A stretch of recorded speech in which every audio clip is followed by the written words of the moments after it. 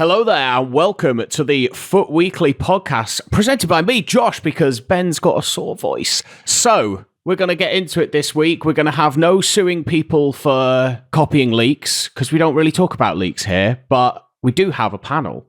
And I'm going to introduce it first by our resident 20-0 legend, and long-time legend of the... In fact, we're joined by two legends of the FIFA/FC scene. And the first is going to be AirJapes FIFA, of course. How you doing, mate? Yeah, good, Josh. I like the ring with the 20-0 on there. Now that I've accomplished that, it feels less bad when I go like 16-4 or 17-3. So got that one out of the way. But excited for this pod. Excited to be joined by another longtime community member. Yes, yeah, we've got like two of the Mount Rushmore of FIFA content creators here. It's great. And our resident 13-7 40-win bottler here, it's Nepenthez. How you doing, mate? I'm all right. I have hit 14 twice this year, and I am on strict road to glory, so it's a bit different. But I'm more interested in who's on that Mount Rushmore. Well, I obviously it's different for everybody. For me, Japes and you were the first two that I really watched. 𝘊𝘁𝗍𝘀𝘁 was an early guy for me, and Sam5000. They're like my first four, but it's difficult because KSI's got to be on there. But he's moved away from FIFA and FC and all of that, hasn't he? He's grown beyond it. The FC scene or the FIFA scene would never be like what it is without JJ's influence early on. Yeah. Like brought in so many viewers. Yeah, maybe he's the mountain on which everyone's faces is carved. His body and then four other heads on his body. Right, well, moving on to another group of people that we need to discuss the merits of. It's pound for pound Powerhouse. So this is the best value player, ideally released in the last week. Could be an SBC player, objective player, someone on the market, or was the case last week, just somebody free. And we've decided now that the next guest is going to choose the winner from the previous week. So Nepenthez, if you'll do the honours. Last week's nominations were Dynasty's Leroy Sané, Player of the Month 𝘵𝗵𝘳, Harry Maguire, the FC Pro 𝘵𝗰𝗀𝘀, who was nominated before Anders got all of those upgrades on him, beats Haaland, and then the radioactive Evo Renato Sanches. So you probably haven't played with many of them, but who's your favourite there? No, but like if people played this game differently, I think Haaland would be the obvious answer. But because everyone just wants Trivellers and finesses, he probably doesn't get much of a look in terms of people actually using him. But 𝘵𝗰𝗀𝘀 I have used, and I can't believe how cheap he is for how absolutely insane his stats are. So he would be my pick. That's fair enough. He got that mad upgrade from the... Is that James's choice? Yeah. Yeah, that's my choice. Appreciate that, Nep. Well done. Great minds think alike. Yeah, you're loving the French centre-backs from Bundesliga this year, aren't you? That aren't called 𝘊𝑝amecano. Yeah, that's exactly right. 𝘊𝑝amecano's been a fraud this year. He's the worst of the bunch. Yep, and 𝘵𝗵𝗀𝗀 got that big upgrade. Those pro events that are bringing those upgrades. I think it's getting people more interested in the pro events than they've ever been before. Certainly the viewership's high, but that might just be the objective. Who knows? But yeah, he's at 84 pace, 88 defending, 88 physical now, and he's 24k. Yeah, that's just where we are on the market this year, apparently. But yes, we'll move on to this week's pound for pound Powerhouse. And we've got, we'll start off with the listener nomination first. And it's team of the group stage, Harry Kane. Matt MS sent this in, and it's been backed up by many people I've seen in the Discord. And Matt says, his FIFA 23 team of the season was my favourite card of the cycle, and his new team of the group stage card does not disappoint. A 5-star weak foot with almost max base shooting and 96 composure means he doesn't miss in front of goal. I've played him on an anchor as it's the only chemistry style that makes him fully lengthy while boosting his pace. Wow. Meaning he blows past the likes of VVD with ease. The first touch plus playstyle means you can fire the ball into his feet, and he always manages to control the ball superbly to get a quick shot off. He's also a fantastic creator with 90s in all the key passing stats and incisive pass playstyle. For 180k, I struggle to think of a better value card. I can back this up, playing him as centre mid in a 3-man midfield on get forward. He's a deadly player in there, and you know the defensive stats are all a lie anyway. The forwards are the best defenders, so you don't really feel it. I will move on though for the next nomination to our most recent guest, and that is Nepenthez. Who's your pound for pound nomination this week? Well, I just want to reiterate on Kane how he is a great card for a great price, but How does he not have a single shooting play style? Isn't that mad? Like one of the greatest finishers of our generation, and he hasn't got a single shooting play style. But for me, it is going to be another one of these team of the group stage cards. And I was away for the team of the group stage release, but looking back on them, like I think it's a really cool set of cards. But Luis Alberto in the objectives, I couldn't believe this was the objective card. First of all, 89 rated objective card is crazy. He's 4-star, 6 foot tall. He's got finesse shot plus 𝘃𝗲𝗯, incisive pass, and first touch. And then he's just got wild stats in all the key areas outside of that. It's nice that we're getting these high-rated objectives, I think. There's very often they've not kind of kept up with the power curve or like the rating power curve with the objectives. So to see an 89 rated in there that you can just play for is absolutely wild. And he has some crazy stats. 𝗲𝗍𝑝𝑒, moving on to you. Who's your pick for this week?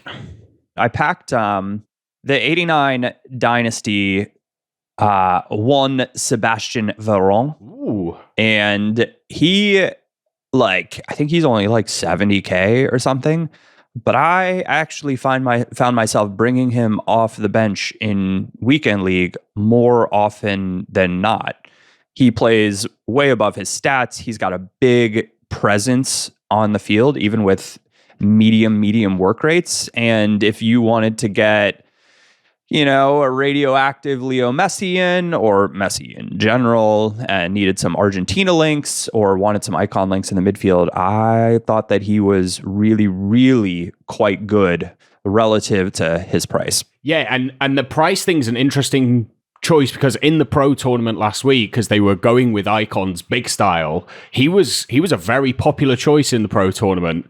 I think it was Manu who was using him and was doing some damage. So yeah, he's an interesting one. I think Nep, you packed his 87, didn't you, and just immediately sold him on for the 30k you could get from it at the time in the bin. That was for Mbappe. Yes, it was. It was. One of the I'm almost tempted to change who I said, because I've played with Hagi's 90 rated Dynasty card 3 times in draft now, and he's only 150k, and he is literally insane as well. Mm-hmm. And I always think, how can he be so cheap?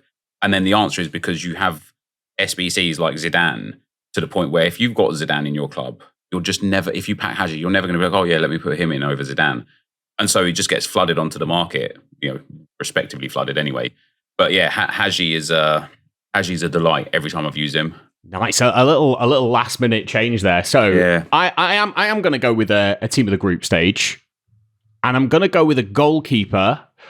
Pre-pod, we were talking about icon luck, and 𝗲𝗍𝑝𝑒, you got Yashin. Not the biggest fan, I've heard. Yeah, Yashin's a fraud. Fraud of the week, man. Well, mine's a player who is not a fraud and plays well above his 86 rating, and it's Nick Pope. 6'6". He's got 80 reactions, which isn't bad for a keeper. That's one of those stats that nobody really looks at if you don't really know the game. But for most people listening, they'll know that the reactions in the dribbling category is one of the most important things for a keeper, and they don't get upgraded with special cards. So the fact he's got 80 base is pretty solid. But I don't know if it's his height that means that those kind of finesses and 𝘃𝗲𝗯𝘃 didn't seem to be quite as deadly. But he just made saves all over the places that I would not expect him to make. He caught so many things as well, not giving those corners away, because I concede 50% of the corners that I concede at the moment. Concede? Yeah, anyway. You should stop doing that. I should at least try and stop doing that. Yeah, I need to come up with a better solution than just praying.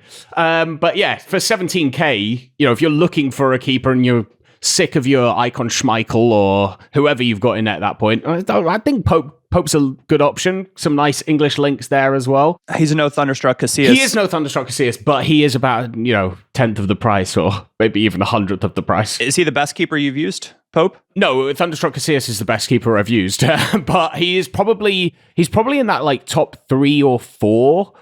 And for his rating and price, I really wasn't expecting it. I just had him in there for a bit of chemistry. Because I managed to finally get myself a Van Dijk first owner, and I'm only using first owner cards. So he just there you go. He did a great job for me. So I can wholeheartedly recommend him if you're looking for a cheap keeper. But some good nominations there. We don't do the votes anymore, but next week, whoever the guest is next week, we'll vote on our nominations. And I'm sure Hagi, Luis Alberto, whichever one we end up going with, will probably be up there. I like the idea of Veron as well, but just Harry Kane's got it. Talking of Harry Kane, team of the group stage, it's been a weird promo for me. Obviously, you missed the start of it, Nepenthez, but what do you does team of the group stage still have that kind of 𝗓𝗍𝗯𝘀 that it had in previous years for you, or do you think road to the knockout kind of makes it a little less important? Both, but also I think live promos make it less important. Yeah. I think if they created, instead of team of the group stage, made these cards, even if it's just like one, it's like if the club wins the next stage, they get another upgrade. And it doesn't have to be stats or overall. It could be a couple of play styles or skill moves or weak foot or even like preferred work rate changes or positional changes. But yeah, I think live promos have really changed how I view promos like this, because all I know for a fact is in a week or two, these will all be half the price that they are now. And a week or two later, half the price from that. And then when Team of the Year comes, they'll all be like effective discard cards. And so that's how I feel about that. With that being said, I think the boosts that they've actually given and the playstyle pluses they've given to the starting 11 are very good. I would agree with that. I wonder if that is kind of why they've re-released the Road to the Knockout cards into packs as well, because that felt like a step they've never really done before. And with it all being over now, it's kind of, they're just a static card now. They can't be upgraded anymore. So I can kind of see why they're being put back into packs. But outside of your kind of appreciation of Bayern Munich's talisman, Kane, is there anybody else in this team that's caught your eye, Japes? Well, I did Kane, and I just quickly so I'm working on an Evo right now, and the card that I've chosen for the Evo has the base first touch playstyle. And what I feel like I've surprisingly noticed about that is they come out of skill moves a lot cleaner and a lot faster. Now, it could be anecdotal in some ways. It's unfortunate Harry Kane apparently can't do more than 3-star skills, but the first touch playstyle is one that I'm increasingly growing fond of. Much like Press Proven is one of my favorites, but it's one of those that's like, you're like, how effective is this? How much of an impact does this have? But it's one now that I'm kind of looking for, like, ooh, they have that. I like that. So Kane is a card that I've done that I haven't actually played with. I packed that Osimhen card, but not, part of this group, which is a bit unfortunate. I think obviously I'm looking at Musiala because they gave him, he's already kind of like rapid, but they gave him Quick Step Plus, which is going to make him like insanely quick out of skills or anything that he does. So I think that's phenomenal. But otherwise, like, honestly, like, not a lot of these cards fit my team super well. I think Foden with Finesse Plus is like a fun base card, but he's only got the 3-star weak foot, so it's going to be pretty apparent what you're doing with him more often than not. I don't know. It's kind of like what's to be expected. To me, I'll be honest, this promo to me feels like just a little bit of an extension of like a nice team of the week. And because of how insane like fictional or fantasy promos can be, I just am kind of like, yeah, these cards are cool and fun and fine, but I don't know. I'm not like particularly excited about a lot of these cards because they're old. Many of them are have either played with or played against multiple times already, and I think it's kind of boring to put him back in the squad. Yeah, I do kind of agree with that. Saka, I'm glad the upgrade they've given him has been good, but he already had the road to the knockout that was, I think, 1 rating lower. Now, he is one of those players that just, for some reason or other, has been given no play styles. Like, I think he has 2 or 3 on his base card. 2, yeah. And so the fact that they've given him a playstyle plus and they've tried to make him a little bit more meta, I kind of appreciate that, but it is a weird one. But talking of fantasy promo, we do also have the special UCL Marvel designed heroes that have kind of been released with this promo, but we're also pre-order things in November. And it's weird because last year for the World Cup, it felt like the special heroes maybe boosted the power curve and they were kind of usable for 3, 4, 5 months in that game cycle. 𝗟𝗚𝘰𝗮 you couldn't move for the next 6 months. But I don't necessarily feel like the hype has been the same around these players. And I wonder if that's to do with the fact that the pre-order has come before they've actually got into packs, and so there's not the same hype around them. Or do you just think the boosts aren't big enough, Nep? Yeah, I think they're just terrible cards, generally speaking. I think even the best cards, like 𝘃𝘃𝗍𝘃, like it looks like a cool card and that, but it goes back to that whole, like, Mbappe Player of the Month has been released. 𝘵𝗍𝘃𝗀𝘀 icon has been released. People are still using Salah and Son Player of the Month. Like, why would you try and ever fork out, like, however much it is, like, what, 1.5 million or coins or whatever, for someone like that, when you just don't need to? And so I think the inaccessibility of cards is what causes no one to use them.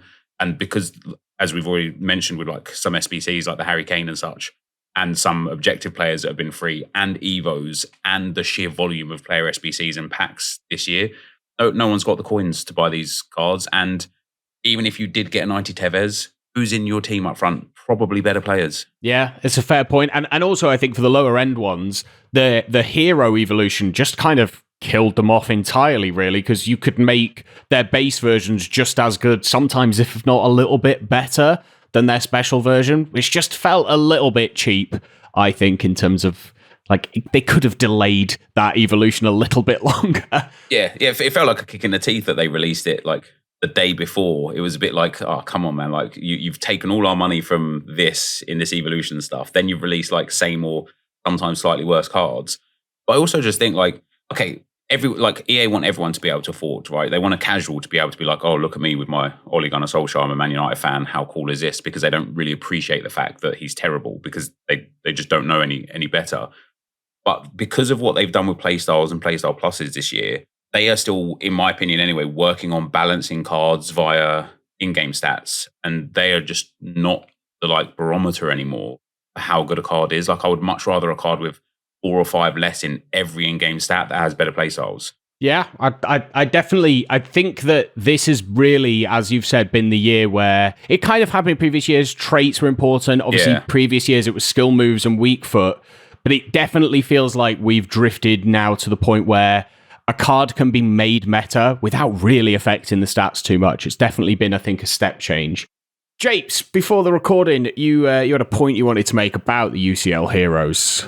Heroes have been made a little bit obsolete from a chemistry standpoint this year because of the way they've changed icon chemistry. Yeah. And changed, like, the focus on icon promos and that sort of thing. So heroes matter way less than they did last year from just a pure chemistry standpoint. And so if you want people using these fancy UCL card designs that you have worked very, very hard on, you gotta bump them, or you gotta increase the drop weight beyond cards like Kanu that I've packed twice already for some of the higher end ones, because they're not even that good to begin with. My only thing with the drop weight is I wonder if it's a deliberate thing to try and keep the price high so that they can charge for hero picks that include UCL heroes, kind of like they did with the World Cup ones last year, where, like, 𝗟𝗚𝘰𝗮𝘀 was in everybody's team. He was super, super common because everyone was getting him out of the picks, but his price on the market was 1 million coins because there just wasn't very many tradable ones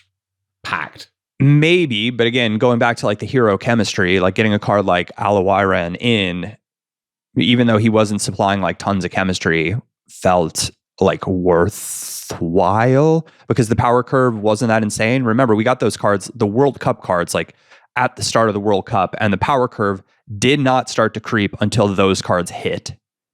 The power curve is, like, kind of gone until we get a second playstyle at this point. So it's just a different world at this point. Definitely. I think part of the problem is that they released these before the game was released. You know, we kind of knew who was coming, and I think they already gave us some ratings. So they were kind of stuck in with that. But yeah, I definitely think that it was an opportunity missed. And they got to get them out earlier. Yeah. Like, this is, like, not a hard problem. Yeah, UCL heroes at the end of the group stage did feel like a weird, like, surely you do that halfway through the group stage, like coming off an international break, getting back into the UCL. And speaking of the UCL, a player who got a Team of the Group stage card, but also had a Player of the Month, which Nep mentioned earlier. And I kind of want to come back to him, but we're going to do that after the break because both you and I have crafted him on Road to Glories and kind of want to go through how we're doing that because apparently he's getting another one, which is exactly what you want to hear after submitting a 4 million coin SBC. But we'll do that after the break, so we'll catch you in a minute. And welcome back from the break. And we're going to talk crafting big SBCs because we seem to be getting more of them than I seem to ever remember getting before, but we're also getting a lot of packs that are giving good fodder. So this kind of came because 𝘬𝘗𝘃𝗀𝘀 got released, the Centurions, the 92 rated. He's 18 squads. We've also got the Zidane 92 rated. Mbappe Player of the Month is still there, and Mbappe Player of the Month 2, Electric Boogaloo, is coming probably at the end of this week. And if the first one was 20 squads, what is this second one going to be? However, both myself and Nepenthez have crafted Mbappe on Road to Glories with no money spent. Nep, you did it from a completely new account. Didn't do the Foundation SBCs just because obviously if you've already got an account, you can't do those, but I don't think they would have helped that much. But kind of just give us a general overview of what you did, why you did it, and what you think the biggest tips are for crafting these big SBCs. Maximizing efficiency is priority when you're doing something like this, but also sacrificing like nostalgia or sacrificing like emotional attachments to cards that you never use is also like primary. And on a brand new account that I had no intention of playing games on beyond getting Mbappe, it was really easy to go and get, for example, an 89 team group stage Luis Alberto objective and then just throw him into an SBC. And so all I did was just play the game. I played all the objectives, squad battles every week, rivals every week, foot champs and champs qualifiers every week, got as many like daily login packs as possible, made sure I effectively no man left behind it, any duplicate cards into the radioactive 100 repeatable 100 upgrade, and did all of the daily content that was there, the 83 by 10 every 3 times a day, the Team of the Week player pick, which was a godsend because it was throwing out like 88 to 90 rated Team of the Weeks, which again, some people will be like, I'm not using a Team of the Week in a 89 rated squad that doesn't require a Team of the Week. But you just should because it's untradeable. It is just an effective 89 rated card. It doesn't matter that it's a Team of the Week. And just focused hard on it. And the biggest surprise to me was that it was on the money with how long I thought it would take. In terms of total hours, it was only 66 hours, which is actually a lot of hours if you think about that in like a short period of time. But over the course of the 30 days that you would have had to do it, like just over 2 hours a day, that's not bad. For a card that is like endgame, you know? And it's worth saying that you only played 2 champs, 2 lots of rivals rewards, 2 lots of qualifiers rewards. So, you know, if you can get 9 wins in champs or even 11, the coins that you'd get back from that would easily cover off some hours if you weren't able to play 2 hours a day, because that is a big commitment for some people. I would also argue that because that 63 hours was the amount of time your account was on the game itself. Yeah. And so, you know, when you're streaming, sometimes you'll be eating, chatting to the chat, or even kind of reviewing a game after you've played it that some people might just not do. You know, for me, I didn't actually play champs on the account that I crafted on at all. And although I had some coins beforehand, had some players in the club beforehand, found it just as easy to craft. I think it took me about 2 weeks, two weeks and a day or two, and spent about 150,000 coins, and that was it. And now I've got 92 Mbappe. So I'm looking forward to the 93 Mbappe and seeing how many squads that'll be. I mean, speaking of, because this isn't a leak, EA have officially tweeted that he has one Player of the Month, so he will be getting that next card. His Team of the Group stage is 6 million coins, I think, at the last time I checked. Where do you think his 93 Player of the Month will end up? Probably somewhere similar.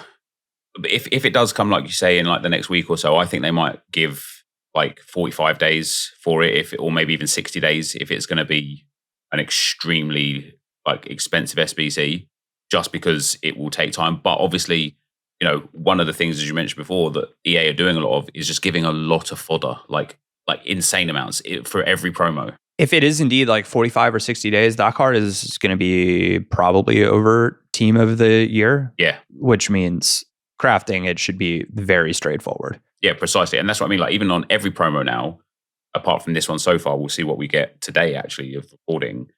We haven't had the 83x10s yet this week, but they've been giving those every promo now. And it's like, all of a sudden, not only is it really, really easy to get fodder, it's also really, really easy to make coins, because you know as soon as those 83x10s come, Team of the Week's going to like go up 10, 20, 30k. And it's never been easier, in my opinion, to gain coins and cards. And that is why there is such a mass of icon picks and hero picks and icon packs. And one viewer was like, I wasn't going to do this. I saw you do it. And then I was looking back through my club and he's like, I wasted like 3 million coins in 2 weeks on like, the casino SBCs. So they focused on Mbappe instead and got it. And so even a new player of the month Mbappe, it is going to be doable. People just have to play the game right. You have to, like, your end goal has to be like, if you want that Mbappe, nothing else matters. Just go and get that Mbappe and you will get him comfortably in whatever time limit they give. There's 2 things there that I think are worth calling out. One, you have to be a little bit patient. As a like society as a whole, instant gratification, like when it comes to anything digital, is what we crave. And you can't do that with an SBC like this. You have to be patient. Then you also have to be a little bit disciplined, because I am definitely the one guilty of the, like many of you, anytime there's the casino icon pick, I'm like, but what if I pack R9? But I could. Or Pele. Or like I've packed Vieira, I've packed Sawa. Like, there are cards that I've liked that I've gotten out, but I've also packed, Pires, Shearer, Yashin, who's a fraud. I'm really sad about how fraudulent he is. But if you're going to craft, like if I wanted to, I could have easily crafted that Mbappe card by just not doing those SBCs. Yeah. You just can't, you're going to have to pick one or the other. You have to be disciplined about putting them into the one you're working on. And you have to be patient, because it's not, you're going to have to get a couple sets of rewards or whatever to help do it. And here's the thing with it, right? When you're going towards Mbappe, you know you're getting Mbappe. Those icon packs and packs, they'll be there next week and the week after and the month after and the month after. But that Mbappe, he's got a time limit. But Neb, the harder I try, the luckier I get. Well, apparently if you just log off for like a month and then come back on, you'll get some good pack luck. So accurate. It's always been that way. I suppose one of the aspects of doing it when you're working towards something like Mbappe, though, is about being dispassionate and kind of losing an emotional connection to cards that you do pack. Within the squads that you submitted on the Mbappe Road Scorer, because all you wanted to do for Mbappe was to get him, you submitted some pretty meaty cards. Trailblazer Ronaldo probably is the one that sticks out in my mind, but a bunch of icons too. And I think that's probably the biggest part of going for these big SBCs, is you have to be dispassionate about the cards that you pack whilst going towards it. Obviously, if they get in your team and would improve your team, it's worth holding on to them. But if it's like but what if I need a decent French team that plays in La Liga? It doesn't matter. You've got to just kind of commit to it, I think. I think that's probably the hardest part. Here's the other thing, especially with where the market is. Like, I don't know why that Ronaldo is so expensive, because he was like pretty poor, to be fair. He scored some nice goals and that 𝗏𝗏𝗏𝘀 was pretty cool, but he wasn't what I expected. You can go and get Thunderstruck Lukaku for a fraction of the price of that Ronaldo, and then someone like Simikan in defense and such. And for that, probably for the price of Ronaldo, you could build an insane team that will give you the same general output of having a super team. So it's like literally that. Like, I see people all the time, I've got like 7 icons that I got from these icon packs, but I don't want to put them into an SBC because, this 89 𝗂𝗂 is worth 500k. It's like, he doesn't fit into your team. He doesn't get onto your bench and you can't sell him. Therefore, he is worth about like 60k as an 89 rated card. Yeah, you can't sell them on the market. Yeah. So if you're not using them, like, that's a fodder card. Exactly. It's fodder. Like, I have rinsed all of the icons the bad icons that I get through these SBCs. Even the mediocre ones where I'm like Yashin's going to go. When I need a high rated card, like Yashin's in, he's 400. I don't know. It's a 92 rated card. Yeah. That's it. Absolutely. After this break, we're going to talk about evolutions in a big section. We're going to talk about Nep's Arsenal Evo only Road to Glory team, where he's got a mental amount of games on some players you might not expect, and kind of talk about evolutions a little bit more holistically, where they are, how we think they can be improved, and how EA might have listened to a bit of feedback, but we'll catch you after the break.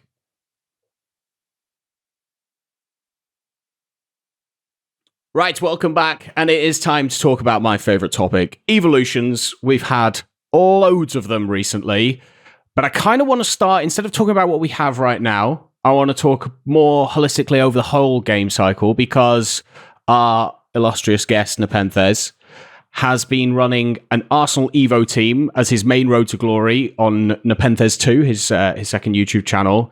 And it's kind of changed the way you've played the game this year. And I kind of just want to get your thoughts on evolutions as a concept and yeah, how it's affected your enjoyment of the game. So I'll answer the second part first. It has been the most, like, the best experience and the equal worst experience in terms of enjoying the game, because they are so below the power curve that it's infuriating in the moment playing with them. But after the fact, I look back on the amount of games and goals I've scored with some of these players. I'm like, this is what it's about. This is why I play this game. And I love grinds. That's why I always love the Road to Glories, the bronze pack method, the league SBCs, and over the years, and, like, you know, storing loads of packs for, like, team of the year. And evolutions offer that grind, or at least offered that grind in the early months of FC 24. And it got to a point where it was like, it was just nice playing with my team. And it allowed me to kind of lose with an excuse, which as a content creator is all you need, right? Like, when I lose and I can blame it on the team, it just made losing a little bit more easy to swallow sometimes as well. Then you just got to sack the manager. Yeah, precisely. Yeah, no, it is true actually. One of my viewers has a Arsenal Evo team, and he started it a little bit later based on my series. So his isn't as good as mine because he missed out on a few, and he gets rank 1 and rank 2 every weekend with his Arsenal team. And I'm like, yeah, obviously a skill issue then. Well, speaking of the Arsenal team, do you want to run through some highlights in terms of the ratings, the players that you've got? I know Havertz, I think, is probably your most used player this year. How many games have you got on him? Well, I would love to tell you, but I'm trying to click on him and it says error retrieving attributes. But it's around 930 games now on Havertz.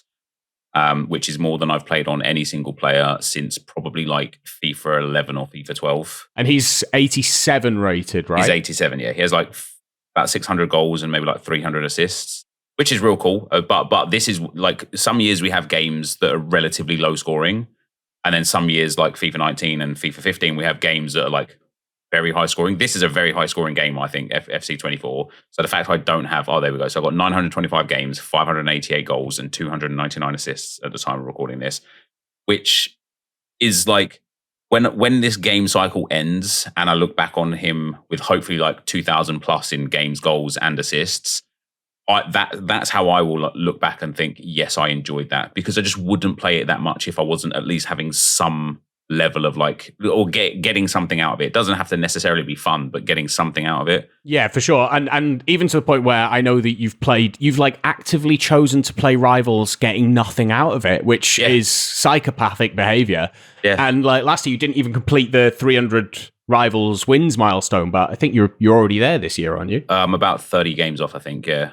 But like, it's just like, one of the things that it did do for me in a positive sense is I started like kind of following the Arsenal women's team a bit more, because a lot of the women fit into the Evos a lot quicker than the men. And so, like, you know, I had like 𝘬𝘠𝗪, which every time I just touched the ball with her on the field, for some reason or another, I don't know why, it's like a little mental tick or something, I'll just be like, 𝘬𝘠𝗪. And it ended up like becoming a thing.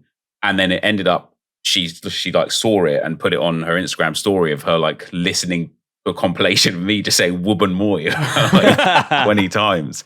Which I thought was like fascinating.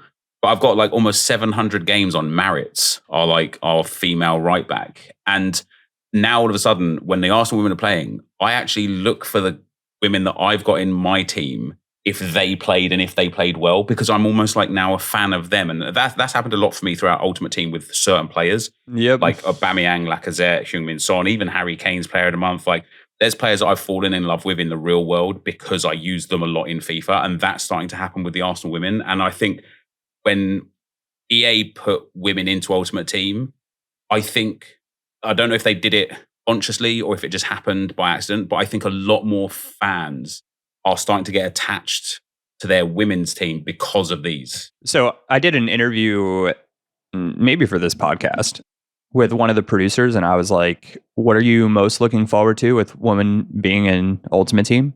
And they were like, what it's going to do for the women's game. Mm-hmm. Like, full stop. And it's exactly what you're saying now. Even I found myself paying attention to the Arsenal women because of 𝘃𝘃, that Thunderstruck what a card that is, right? Yeah. Oh my gosh. That is like an icon level card. Seriously. Like she performs equal to 𝘬𝗏 for me.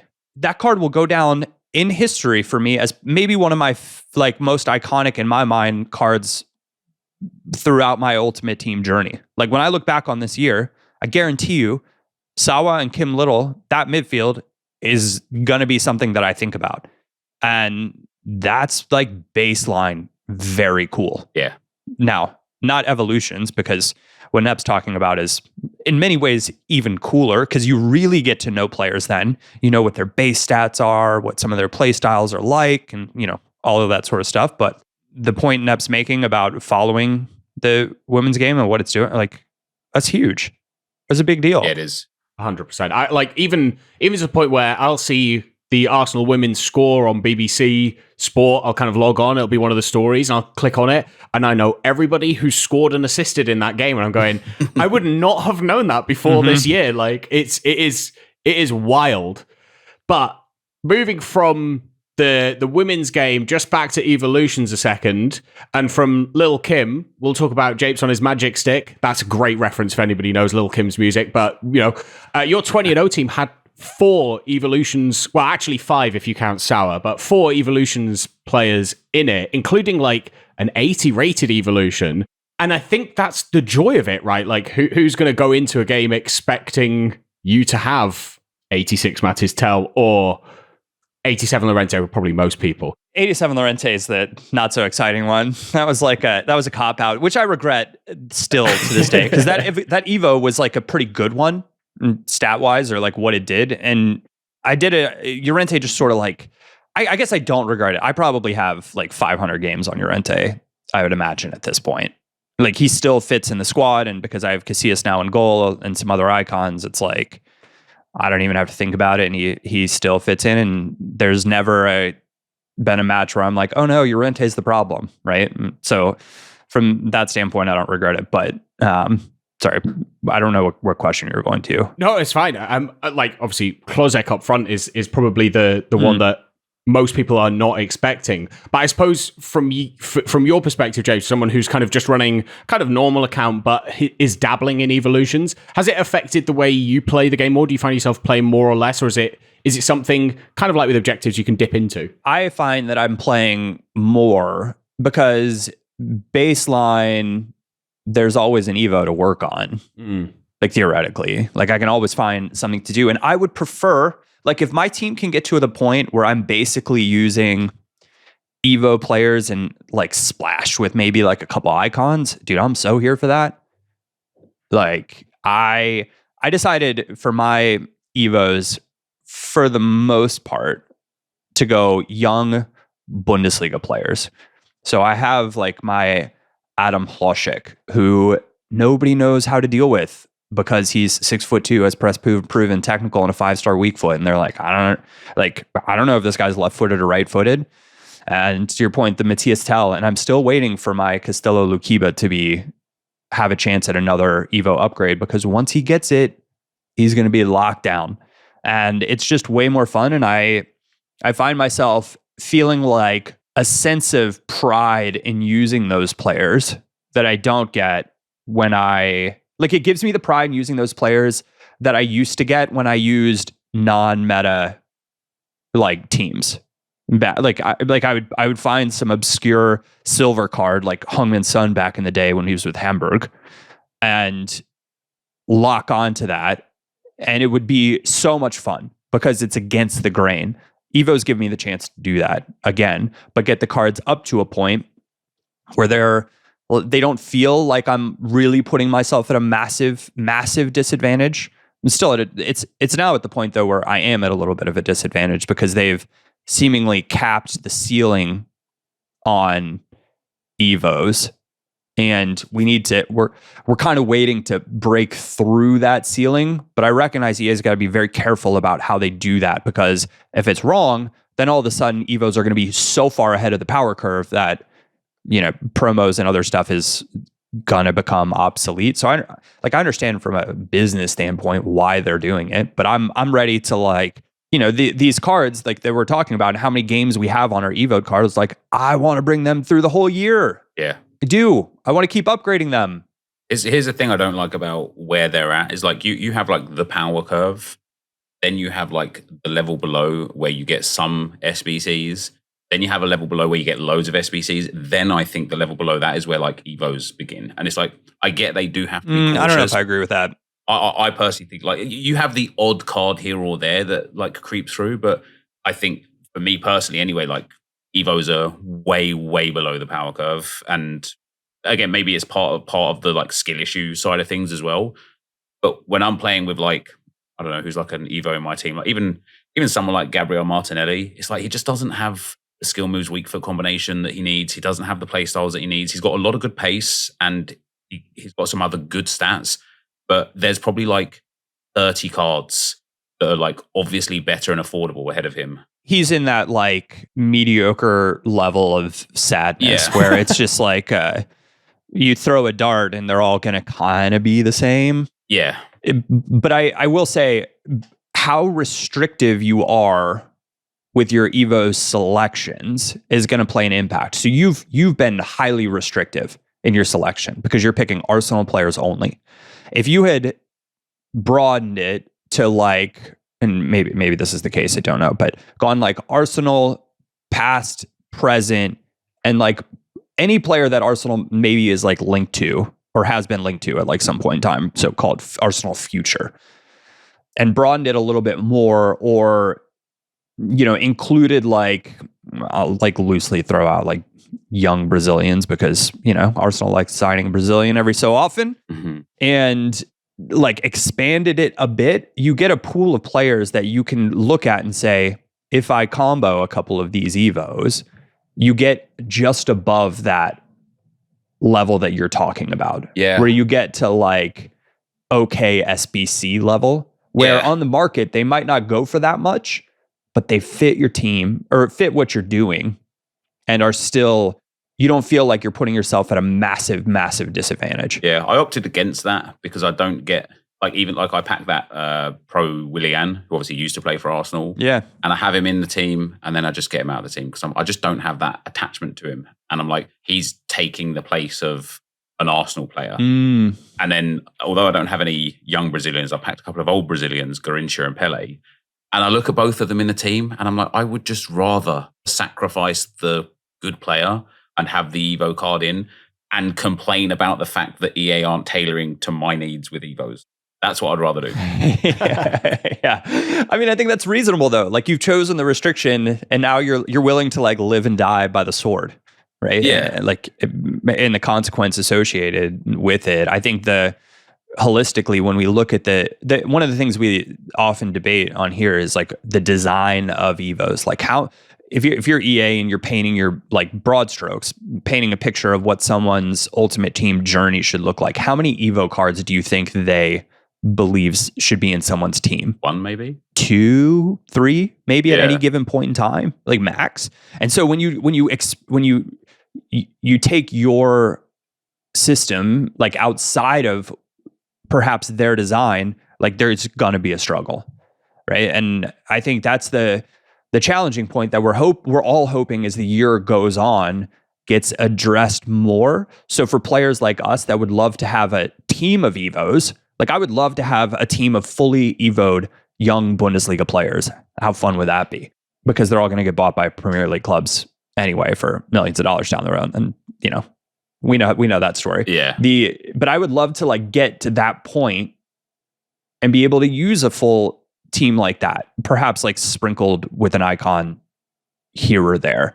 So I just don't know if that's like in the design, but I think we're all hoping that it gets there. I think it will. I just don't know when. Yeah, and I for me, because I've been beating the drum that I think Evos have been going down a frustrating path for like So what do you the think last about the kind of most recent 6 Evo? weeks. Well, I was just going to say, like, because we've had 6 Evos in the last week, and they've kind of been the good, the bad, and the ugly. But I do think there's a representation maybe of EA turning the ship around a little bit. So we'll go with the most recent one, which I think is the good, which is Budding Starlett, that they've given twice, which is the second time they've done that after Pitch Commander, but we'll get on to Pitch Commander because that's part of the bad. But Budding Starlett is a +8, so it's the biggest boost we've had since, I think, it was a Winger Evo. It might have even been one of the like relentless wingers that gave a +10. So it's been a long time since we've had a +8, and it gives really nice stat boosts. It's not super restrictive. You know, it has to kind of be an attacker because it's you need to have no more than 69 physical, and it can't be a striker or centre forward. But it's quite open everywhere else. It gives a really nice boost. You can do it twice if you want to, because you can put them in 2 times. Now, we can talk about whether acrobatic playstyle is necessarily a good playstyle to add, because it is one of the limitations if you're taking a bad player up. But I've been calling out for a good while now for an Evo that takes your player from being bad to being good enough to go into a premium Evo that gets them up to 87, 88 rated and gives them very good stats. And I think this is it. And you can see it with some of the changes that you can do. I think 𝘬𝘯𝘰 is the one that springs to mind, because you can make him 5-star, 5-star Premier League winger with like 90 odd pace, 90 dribbling, high 80s in shooting and passing. That's exactly what I've been looking for. And I kind of feel like we've had a few Evos now where they are beginning to address problems. So one of the problems we've been talking about is the playstyle limit. You can't have more than 10 playstyles. And so if you're going to add a playstyle, you got to max it out at 9. We've had maximum 8 because it's giving 2 playstyles, and we've had maximum 7 as well. But we've started to see Evos that only give 1 playstyle, or Evos that aren't giving any playstyles in the case of the FC Founder 2 Evo. However, FC Founder 2, moving on to that, I just want to read what EA said with the founder status of your first Evo card back at the beginning of the game. This is just the first Founder Evolution reward to celebrate the beginning of EA Sports FC 24. Founders will receive additional Evolutions upgrades exclusive to their status throughout key moments through the year. These extra Founder Evolutions will allow you to continue to upgrade your Founder's player item. There are so many parts of that this evolution did not do. Yeah.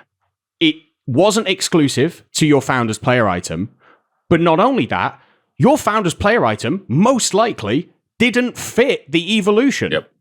And there's an even bigger problem, I think, with this, which is that at 6 p.m, when it was released, EA's Instagram account tweeted out the promo and tweeted out the evolution, and it showed Rodrigo in there, who can't actually fit the evolution, and suggests to me they changed the stats fairly last minute of this evolution. I don't think you would get a player wrong that doesn't fit the stats. It says to me they changed it.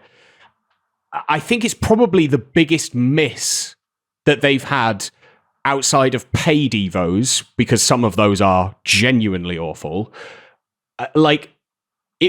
It was really wrong, wasn't it, Nep? It was wrong. It was wrong, and it takes me back to something James mentioned, or maybe you mentioned about like the UCL heroes, and how it just feels like that they have these like grand ideas at the start of the game, and they're like, yes, let's do this Founders thing, and we'll just like develop it as the game cycle goes, and then it just went, they kind of like deviated paths, and now they're like, holy crap, we've like said this thing, we have to do something about it. So let's just do this, and that'll be it. I don't think they thought it through. And from what they said in the initial stages with Evos, there was going to be like however many it was per season.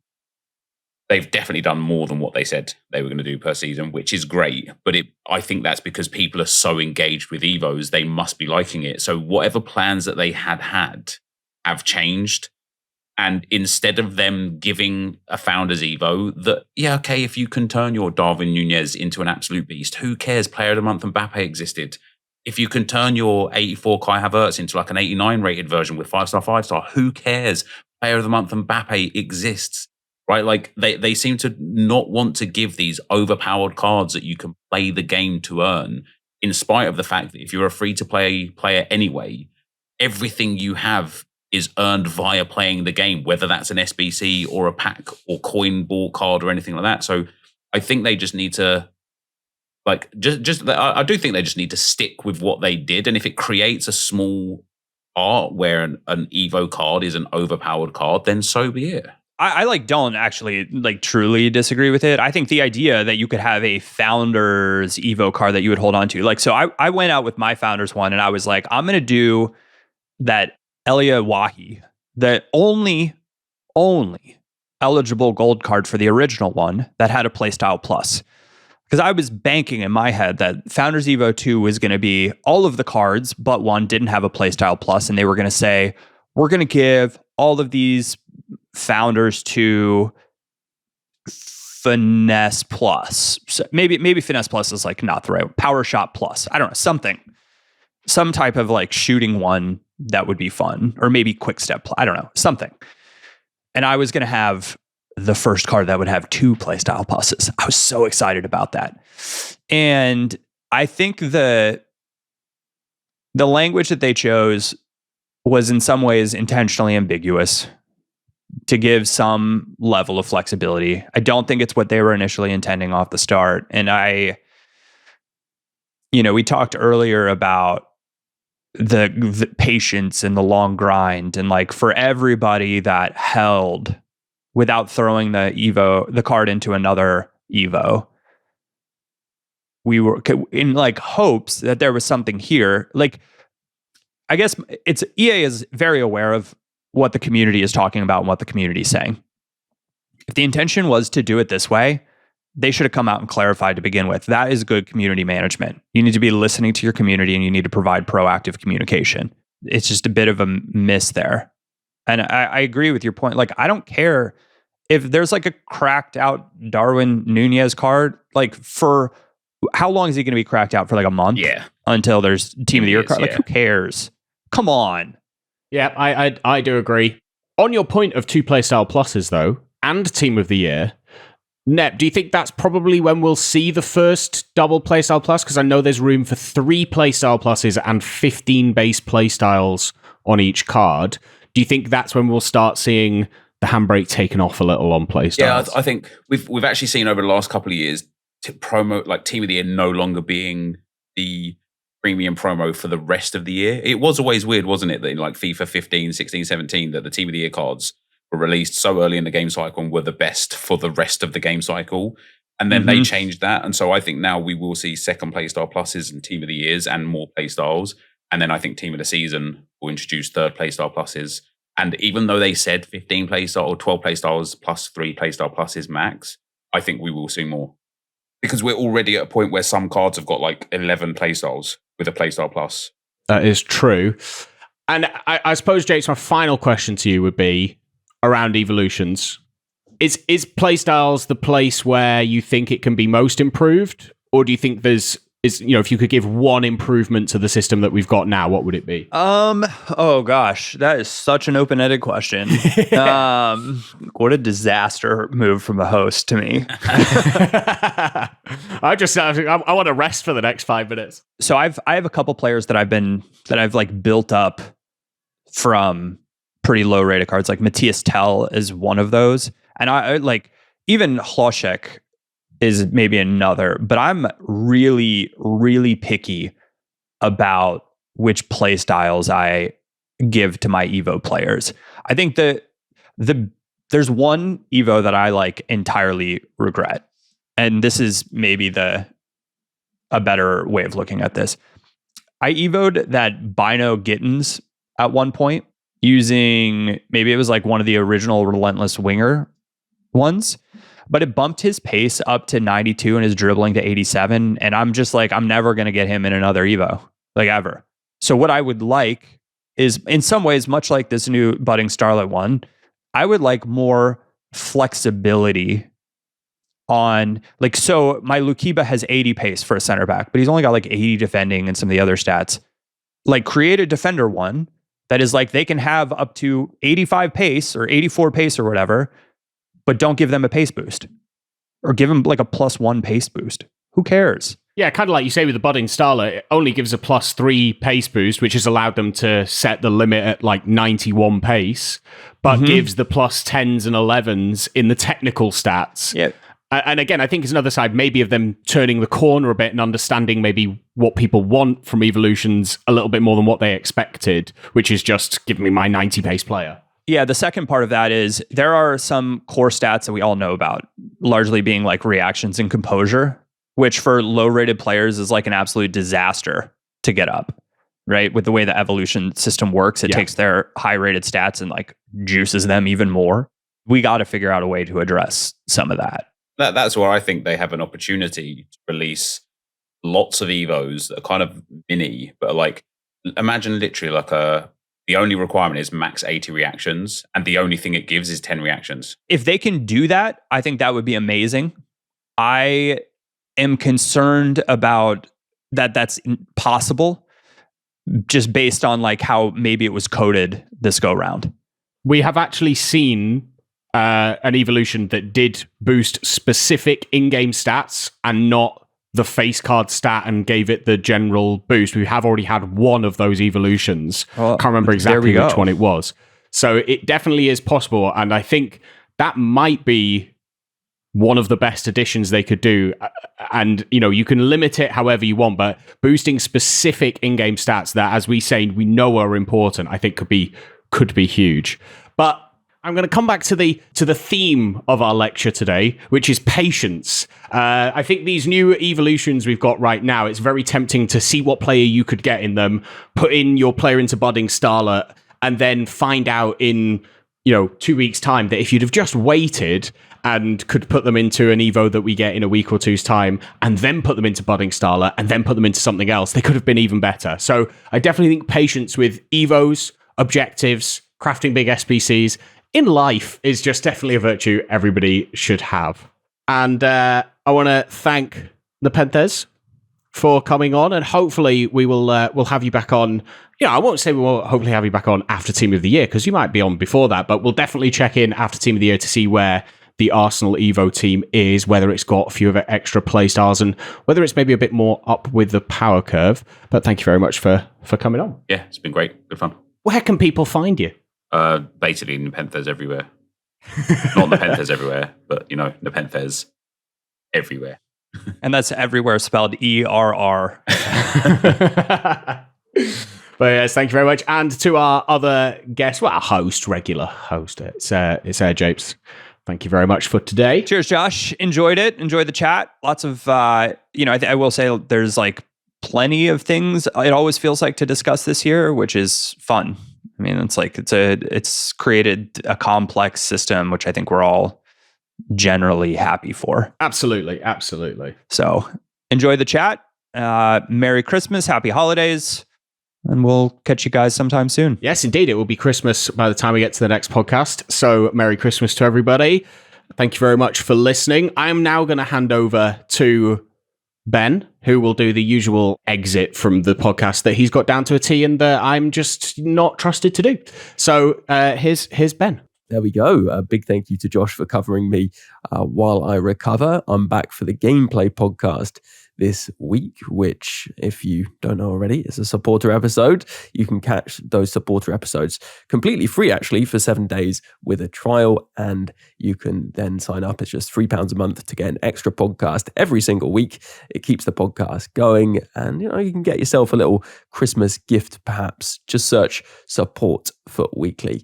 If you're already a supporter, a huge thank you for supporting, and a big thank you too to those icon patrons: Dave B, Huge A, Darren W, Alistair M, Dom P, Rob P, Jeff B, Damon H, Tom B, Adam G, Neil P, Alex M, Jake S, Dan W, Roger D, Lee A, Andrew C, Nishant, Waterman, Dylan H, Adam R, Rob L, Brendan W, Michael K, David G, Jimmy K, Michael B, Aditya S, and Joshua K. Plus a special thanks to Luke M, Dave B, Hugh J, Tom M, Darren W, and Pato Foot for advice and production assistance.